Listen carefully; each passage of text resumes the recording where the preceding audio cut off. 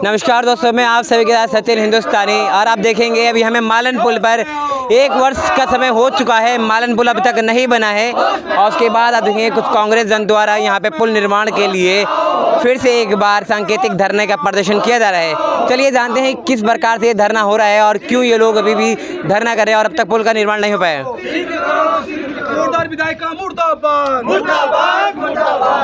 तो अभी हम जानेंगे विजय रावत जी से। विजय रावत जी, ये बताइए, जिस प्रकार से 1 वर्ष का समय हो गया है, पुल को निर्माण नहीं हुआ है, ज़्यादा समय हो गया है, क्या कारण है कि पुल का निर्माण करने में अभी तक इतना समय लग रहा है और अब तक ये पुल का निर्माण हो नहीं पा रहा है? पहले तो मैं आपके चैनल का धन्यवाद देता हूं और साथ में समस्त जो कांग्रेस जन जो यहाँ पर उपस्थित हैं। और जैसा आपको याद होगा, विगत 1 वर्ष पहले 13 जुलाई को यहाँ पर मालन पुल, जो मालन नदी आई थी, उसके कारण यहाँ पर पुल ध्वस्त हो गया था, जिसमें एक बाबर के एक व्यक्ति की भी मृत्यु हो गई थी। और 1 वर्ष पूर्ण होने पे आज कांग्रेस ने यहाँ पर उसको एक बरसी का नाम दिया है 1 साल होने पर। और बहुत कहीं ना कहीं दुखद की बात है कि अभी तक भाजपा की जो यहाँ पर विधायिका है, भाजपा की जो यहाँ पर सरकार है, इस पुल का अभी तक निर्माण नहीं हुआ है। और दुर्भाग्य की बात यह भी है, 1 साल जब बरसात नहीं थी तब इसमें कोई कार्य नहीं हुआ, और अब आप देख रहे होंगे पुल में अब इन्होंने कार्य शुरू किया है, वो भी बरसात में। केवल इसलिए क्योंकि ये बरसात में जो काम होगा फिर वो कहीं ना कहीं ढह जाएगा, फिर करोड़ों रुपए आएंगे, फिर करोड़ों रुपए खाए जाएंगे। इसमें इस पुल को केवल एक पैसे खाने का एक मुद्दा बना दिया गया है, जो सरकार इसमें मोटा पैसा खा रही है। और जो भाबर को और कोटद्वार की जनता को ये जोड़ने वाला पुल है, इसमें जनता के बारे में बिल्कुल नहीं सोचा जा रहा है। मतलब सरकार इसमें कहीं ना कहीं एक तरीके से व्यापार कर रही है, ये कह रहे हैं? बिल्कुल व्यापार कर रही है। अभी आप देख रहे होंगे, परसों ही कल की बारिश में एक जो वैकल्पिक पुल बना था तल्ला मोड़ोडांग में, वो भी टूट गया। 2 बार बना, उसमें भी मोटा पैसा खाया गया है और फिर वो पुल भी टूट गया है। जो अब कोई भी यहाँ पर एक जो वैकल्पिक जो रास्ता है वो कणाश्रम से भी है, हमें कहीं ना कहीं डर है कहीं ना कहीं वो भी कहीं ना कहीं ध्वस्त हो जाए, जो बिल्कुल जिससे भाबर की और कोटद्वार की आवाजाही बंद हो जाएगी। कहीं यहाँ पर स्कूलें हैं, कहीं यहाँ पर इंडस्ट्रियल एरिया है, स्कूल है, ठीक है। यहाँ पर आप देख रहे हो पॉलिटेक्निक कॉलेज भी है। कई लोग भाबर से, कोटद्वार से भी भाबर यहाँ पर आते हैं पढ़ने के लिए, नौकरी करने के लिए, और कई लोग भाबर से कोटद्वार के लिए भी आते हैं। पर कहीं ना कहीं दुर्भाग्य है, मैं इसलिए ऋतु खंडूरी जी का यहाँ पर पुरजोर विरोध करता हूँ और कांग्रेस पार्टी भी पुरजोर विरोध करती है कि इस पुल को जल्द से जल्द और शीघ्र बनाया जाए, और जिससे आवाजाही बनी रहे और काम बिल्कुल ना रुके। साथ में यहाँ पे हमारे साथ पूर्व छात्र संघ अध्यक्ष अंकुश गिलडालदी भी है। हम लगातार संघर्षरत रहे हैं कि युवाओं को जागरूक करें उनके हक के प्रति। और बाकी कोटद्वार की बात की जाए तो कोटद्वार का तो हमारा मानना तो ये, कोटद्वार को आज तक कोई अपना मान ही नहीं पाया। कोटद्वार को सब किराए का घर समझते हैं। अगर हम चाहते हैं कि कोटद्वार का विकास हो तो हमें कोटद्वार को अपना मानना पड़ेगा। और ख़ासकर मैं भाबर की जनता से अनुरोध करना चाहूँगा कि वो मालन पुल के लिए लगातार आंदोलन करें, जिससे कि इसका जो आपका बहुत बहुत धन्यवाद। आप अपने चैनल के माध्यम से हमारी बात रखने का प्रयास कर रहे हैं। और मैं गीता सिंह, कांग्रेस कार्यकर्ता और एक सामाजिक कार्यकर्ता। मैं सबसे पहले मैं ये बताना चाहती हूँ कि बिल्कुल ऐसी बारिश और जैसा तूफान कल आया है, जिस तरह की नदियाँ भर के आई है, शायद महिलाओं को घर से निकलने का समय नहीं मिल पाया है। लेकिन महिला, पुरुष, बच्चे सभी परेशान हैं इस पुल के कारण। 1 वर्ष, मेरे छोटे भाई विजय ने भी अभी बताया आपको कि 1 वर्ष हो चुका है। 1 वर्ष से सरकार बिल्कुल चुपचाप बैठी है। बीजेपी की आप कार्य प्रणाली आप देख सकते हैं कि 1 वर्ष से उन्होंने कुछ भी नहीं कार्य किया है। आप देख सकते हैं कि जो पुल का निर्माण कार्य उन्होंने बरसात के समय पर चालू किया है, और इस समय पर आप समझ सकते हैं कि बारिश के कारण कोई भी कार्य नहीं संपन्न हो सकता है। और इसके बाद आप ये भी देख सकते हैं कि जो वैकल्पिक मार्ग है उसमें भी कोई कार्य पूरे साल भर नहीं हुआ है। पिछले साल भी जब इन्होंने वैकल्पिक मार्ग बनाया था तो उस समय भी आपने देखा कि वो कई बार पूरा रास्ता बह गया था।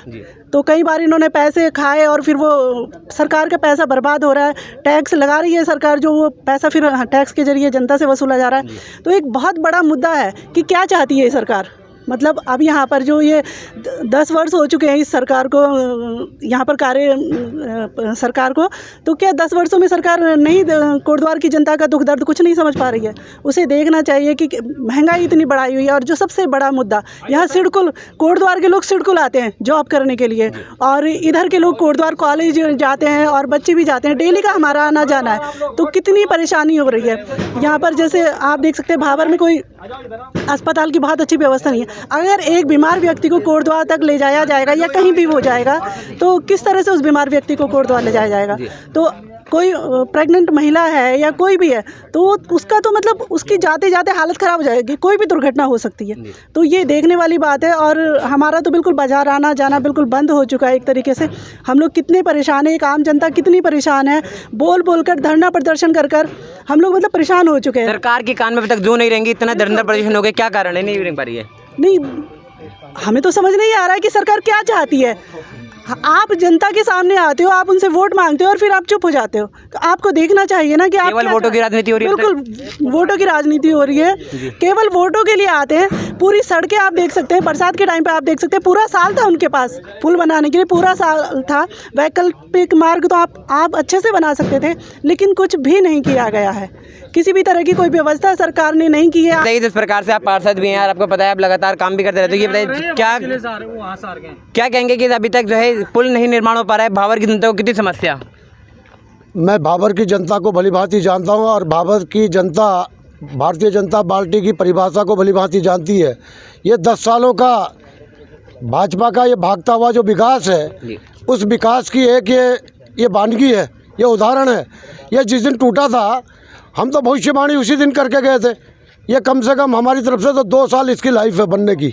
मतलब अभी भी आप बोल रहे हो 1 साल और बाकी है। ये मैं नहीं कह रहा हूँ, ये भाजपा का विकास कह रहा है। जो दिख रहा है वो सब इस बात को देख रहे हैं, पढ़ रहे हैं। और मैं समझता हूँ ये भाबर की जनता का दुर्भाग्य है। क्या हमने ऐसा कर्म कर दिया कि जो डबल इंजन की सरकार लाने के बाद आज भाबर की जनता दोनों तरफ से पीड़ित है, पैक है हमारी। उधर लालढांग चिल्लरखाल मार्ग, लालढांग वाला रास्ता बंद, आज ये कोटद्वार वाला ये थोड़ा वैकल्पिक मार्ग था, इन बेचारों ने उसकी शुरुआती ऐसे टाइम पे की, वो बने बाद में और बहे पहले, जिससे किसी भी तरीके से बैक दरवाजे से वो पैसा वहीं का वहीं इकट्ठा हो जाए। अगर विकास की इसको बनाने की अगर इनके अंदर इच्छा शक्ति होती, आज 1 साल के अंदर में एक ही तो केवल पोर्चा ढहा था, इसका बहुत बड़ा काम नहीं था। अगर इनके अंदर करने की इच्छा शक्ति होती, भाबर की जनता का मान सम्मान अगर ये चाहते तो इस मार्ग को आज दुरुस्त हो जाना चाहिए था।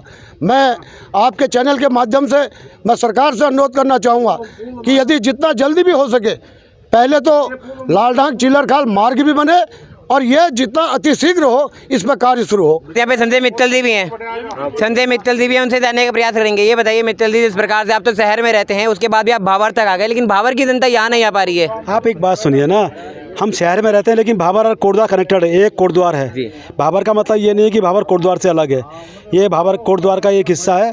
और मैं कम से कम ये महसूस कर रहा हूँ, ये देख रहा हूँ कि सिर्फ भाजपा की सरकार जो है वोटों का ध्रुवीकरण करके वोट लेती है और विकास के नाम पर कुछ नहीं करती है। इनका यही काम है, बाहर के लोग कोटद्वार में आके बैठ जाते हैं।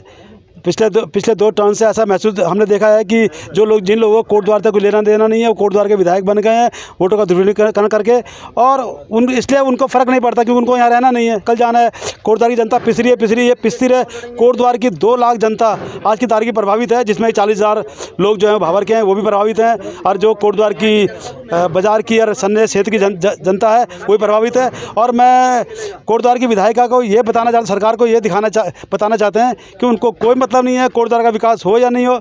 अगली बार जब दोबारा चुनाव होंगे ध्रुवीकरण करेंगे चुनाव से पहले और चुनाव जीतने की कोशिश करते हैं। बाकी कोटद्वार में विकास नाम की कोई चीज़ नहीं है। विकास की धारा बह नहीं रही है, रुक चुकी है एक तरीके से। क्या बोलेंगे, क्या कौन ड्राइवर यहाँ पे, कौन बोलते हैं, क्या परेशानी होगी ड्राइवर साहब को? तुम्हें? मैं ड्राइवर हूँ, ट्रक ड्राइवर। 2 दिन से परेशान है। वहाँ गाड़ियाँ खड़ी हैं, 100 गाड़ी करीब खड़ी हैं। कहाँ पे खड़ी हैं?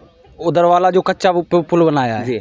अगर ये चाहते तो ये पुल बन जाता 1 साल में जी। और यहाँ की सरकार बहुत बेकार है, जनता का टैक्स खा रही है और दुनिया को पागल बना रही है। मिक्स्ड जी, क्या कहने देंगे ये बताइए। जिस प्रकार से आप देखेंगे लगातार यहाँ पर परेशानियाँ हो रही हैं भावर की जनता को, कोटद्वार की जनता को, और जो यहाँ पे काम करने वाले व्यक्ति हैं उन्हें परेशानी हो रही है, स्कूल जाने वाले बच्चों को परेशानी हो रही है। परेशानियाँ तो हो रही है लेकिन समाधान नहीं निकल रहा है, क्या कारण है? बिल्कुल सही कहा आपने। यहाँ पे जो अनदेखी हो रही है, 50,000 की जो जनता इस पुल से आवत जावत करती है। आपने देखा होगा कि भाजपा की सरकार अपने 3 साल के कार्यकाल का जश्न मना रही है और उसी जश्न में मकसूल है। उनको इस जनता का कोई परवाह नहीं है। ये पुल के गिरे हुए पूरा 1 साल पूरा हो गया है। ये जिस तरह से उनकी कार्य करने की गति है, हमारे पार्षद जी ने भी वही बोला कि जो जिस तरह से उनकी ये कार्यशैली है और जो काम करने की उनकी गति है, तो उन्होंने तो 2 ही साल बोला। मेरे को तो लग रहा है ये 27 से पहले पूरा होने वाला नहीं है पुल, जिस तरह से उनकी कार्यशैली है।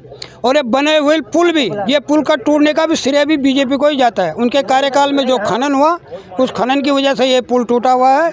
और यहाँ पे जो हमारी विधायिका है, जिसको यहाँ की कोटद्वार की जनता ने बहुत बहुमत से यहाँ पे जिता के भेजा है, उनको ये चीज़ नज़र नहीं आ रही। जब ये पुल टूटा था, उन्होंने बोला था कि मिस्टर सिन्हा, ये पुल जो है 15 दिन के अंदर बन जाना चाहिए।